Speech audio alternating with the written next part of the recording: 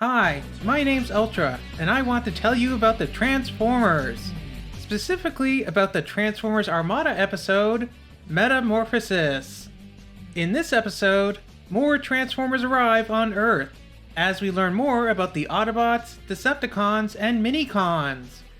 This episode picks up from where the last one left off, with Optimus Prime and Megatron facing off, as our human companions for this series, Rad, Carlos, and Alexis, look on in awe. We begin with Fred and Billy still in the underground tunnels. Well, I guess we're trapped in here. And that was it for Fred and Billy. Just goes to show you, kids, never go spelunking without telling an adult exactly where you're going. Outside, Megatron manages to sum up the entire plot of the show in only 4 words. I want the Minicons!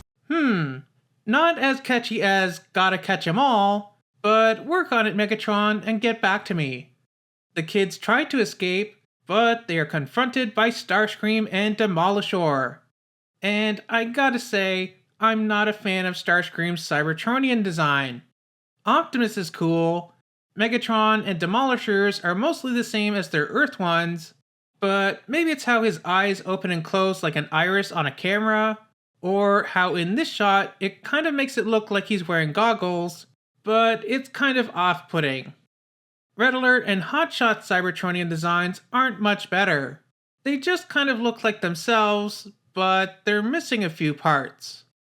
I will say that this battle does a great job showing the scale of the Transformers, something that I think they try to convey in the first live-action movie. Give it up, Megatron! I'll be back. I'll be back. Hey! Maybe the way they teleported in was a reference to Terminator after all.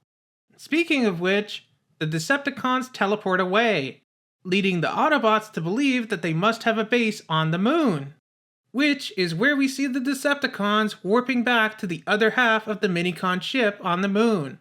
Starscream, you scanned the planet. Did you detect the Minicon ship anywhere? What? You're in the Minicon ship. Megatron must mean the other half of the Minicon ship. Oh, one of the many joys of Armada being a rushed product compared to its Micron Legend counterpart.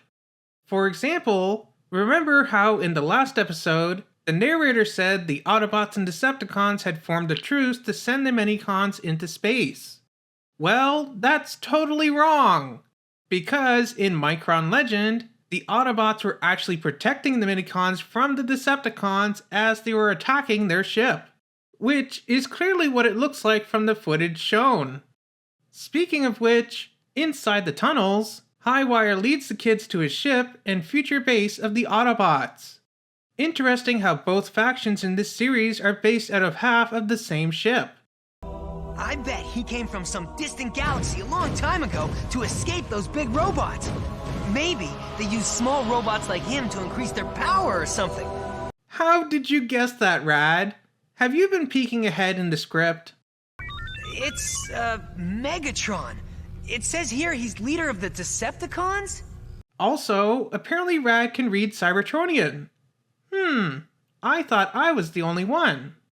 So, as the kids discover what Autobots and Decepticons are, Megatron is playing hide-and-seek with the Minicons. Minicons, you are hiding from me, but I will find you. Something's wrong. He's going haywire. Look! No, Rad. His name is Highwire, not Haywire. We covered this in last week's Who's That Minicon segment, remember? Speaking of which... Who's that Minicon? It's Leader One! Leader One! Highwire opens a room with 2 more Minicon plates, which Carlos and Alexis touch and get their own partner Minicons, Grindor and Sureshock. Are there more of them out there? Oh, you have no idea, Rad. You have no idea. Fun fact, Sureshock's name in Japan was RC. And there was even an exclusive repaint of her in G1RC's color scheme, which I really, really want. Aww, she looks so cute. It's also interesting that G1RC's first prototype toy was orange, kind of like Sure Shock here. I wonder if this was an intentional homage to that old prototype.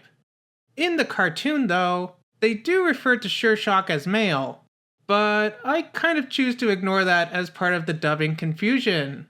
Hi, little fella. Hey, guess what? He understands me. He does. He really does. To me, Sure Shock is a girl. It just makes sense that the only female human companion would be teamed up with a female Minicon. Especially since there are no female Autobots or Decepticons in this show. Yes, that's right. Armada is a total sausage fest. Or wait, what would be the Transformers equivalent of a... No, do not answer that. Forget I said anything and let's just move on, shall we? Back on the moon, Megatron finishes his little game of hide and seek. And he finds his old partner Minicon, Leader 1. Another fun fact, the whole reason Leader 1 is called Leader 1 was because Aaron Archer meant it as a dig against GoBots. It's actually more of a joke than an homage. So if you ever wondered why the leader of the evil Decepticons partner Minicon is named after the heroic leader of the Guardians from GoBots, that is why. For more interesting history about Transformers Armada and its inception, check out the Toy Armada podcast with Aaron Archer.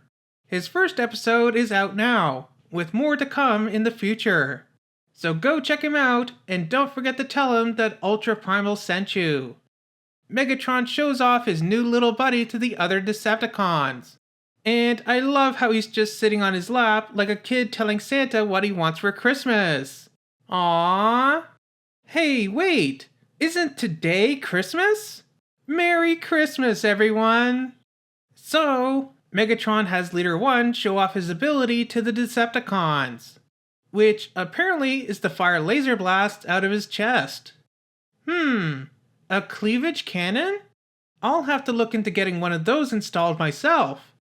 After detecting the activation of 2 new Minicons, Megatron gives the Decepticons their new vehicle modes.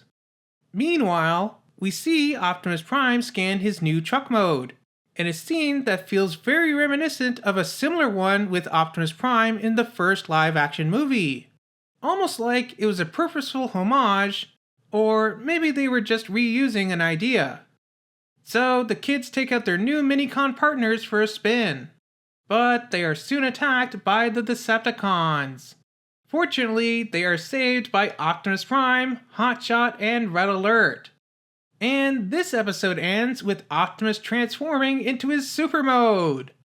Wow, only 2 episodes in and we're already getting a super mode? Well, this was a great episode of Transformers Armada. It did a good job setting up some of the story and giving us an idea of what many of the next few episodes will be like. The Decepticons hunting for the Minicons, and the Autobots trying to protect and rescue them. I love how cute and adorable the little Minicons are, even the naughty ones. It makes me wish I had my own Minicon. Does my little puppy Breastmaster count as a Minicon? Wait, I'm a Titan Master. Am I technically a Minicon myself? I mean, there is Sideways in this show, who we'll get to later, but he's a Headmaster. And Titan Masters and Headmasters are basically the same thing, but with maybe an extra step. I guess that means I've technically been a Minicon this entire time.